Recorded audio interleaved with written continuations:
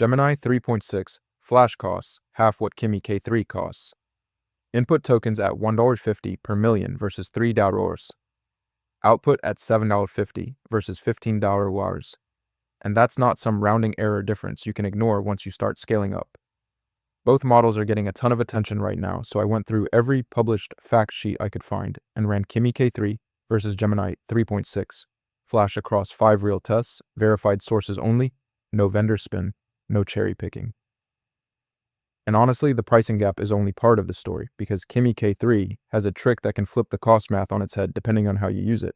So you're going to want to see how that plays out before you pick one. So who's this for? If you're a developer, a builder, or anyone running a workflow that processes a lot of text, the model you pick here directly affects your monthly bill and what kinds of inputs you can even feed it. And pick wrong, and you're either overpaying per token or hitting a wall the moment you need image or video support. Alright, test 1, inference speed and latency. Slow generation is brutal in practice because you're sitting there watching a loading spinner. Your app feels broken, and if you're paying per call, you're burning money on wait time while nothing useful is happening. Okay, so what I found here is kind of frustrating. Kimi K3 hits 162.7 tokens per second on fireworks with a time to first token of 13.39 seconds, and that's a real number from a real provider. But Gemini 3.6 Flash? No published speed figure at all. Google only shares that it uses about 17% fewer output tokens than its predecessor, which is an efficiency stat, not a speed stat. I was expecting at least one of these to have a clear speed advantage, and what actually happened is we can't call it either way because Kimi K3 has the only published number. But it's provider dependent, so I'm not giving either side the point. That's a tie. Kimi K3 0, Gemini 3.6 Flash 0, 1 test tied. Now, test 2, pricing and cost efficiency. This is where a lot of people get burned because you pick a model based on headline performance. You start scaling up, and then your API bill shows up way bigger than you planned. And a 2x difference per token can mean thousands of dollars a month at real workload volumes. So I pulled the published pricing pages, and here's what we got. Gemini 3.6 Flash is $150 per million input tokens and $750 per million output tokens, while Kimi K3 is $3 input and $50 output, which is exactly 50% more expensive across the board. Though what surprised me is Kimi's 92% cache hit rate on OpenRouter, which can drag its effective input cost down to around 2.31 blended. Honestly, I expected the cache math to close the gap more than it does. But Gemini 3.6 Flash still wins this one cleanly, and it's not really close. Cheaper on input, cheaper on output, cheaper on cached reads, and there's a free tier on Google AI Studio. Gemini 3.6 Flash takes pricing, so that's Kimi K3 0, Gemini 3.6 Flash 1 tied. Okay, test 3, multilingual support. If you're building for a non-English audience and the model quietly falls apart in Spanish, French, or Japanese, your product breaks for real users, you find out after launch, and fixing it costs time and money you didn't budget for. Alright, so this one was a dead end, and I want to be straight with you about it. I went through every fact sheet I could find for both models, and neither vendor publishes sourced non-English benchmarks. Community reports are sparse, and there's just no data here to score, so I'm not going to make something up. I was expecting at least one of them to have some multilingual benchmark data, and got nothing from either side, so that's a tie by default, not by performance. And the scoreboard stays at Kimi K3 0, Gemini 3.6, Flash 1, 2 tests tied now.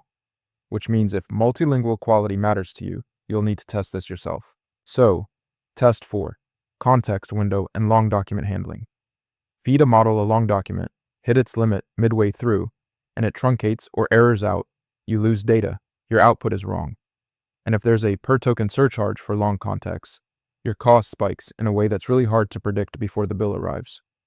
Both models support 1048,576 tokens, same 1M window, so that's a flat tie on size. But what surprised me is where they actually differ.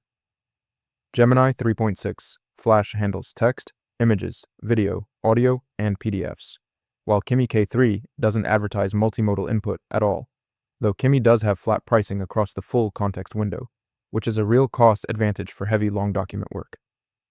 Take this with a grain of salt before the verdict lands.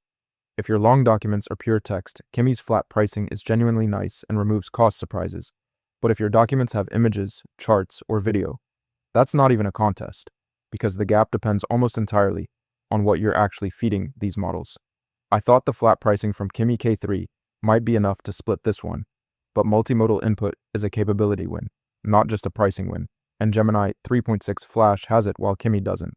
So Gemini takes context window, and that puts us at Kimi K3 0, Gemini 3.6 Flash 2 tied, going into the last test. Now, test 5, reasoning accuracy. A model that reasons poorly gives you confident wrong answers, and that's worse than no answer at all because you build on a bad output. You ship something broken, and debugging it costs way more time than the original task did. So I dug into the benchmark data, and here's what's interesting. Kimi K3 scored 57 on the Artificial Analysis Intelligence Index, and reportedly beats Claude Opus 4.8 and GPT 5.5 in head-to-head tests, while Gemini 3.6 Flash hit 49% on the Deep SWE coding benchmark. But the problem is these are completely different tests, so I can't put them side by side and call a winner. Honestly, I was expecting one of these to have a clear reasoning lead, and what I got was two models measured on totally different benchmarks with no overlap, so can't score it, that's another tie, and the final scoreboard is Kimi K3 0, Gemini 3.6, Flash 2, 3 tests tied, because neither model let us compare apples to apples here. So here's where Kimi K3 actually pulls ahead. Flat pricing across the full 1M context window means no surprise surcharges on long documents.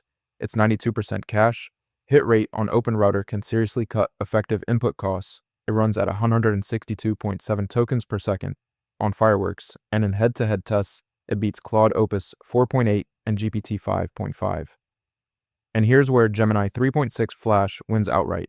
It's 50% cheaper per token at $1.50 input and $7.50 output, versus Kimi's $3 and $15. There's a free tier on Google AI Studio. It handles text, images, video, audio, and PDFs natively.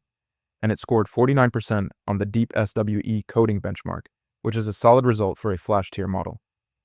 Going in, I thought the pricing gap might be close enough that Kimi K3 could compete on cost once you factor in caching, and honestly it can't. Not really. So here's the decision rule.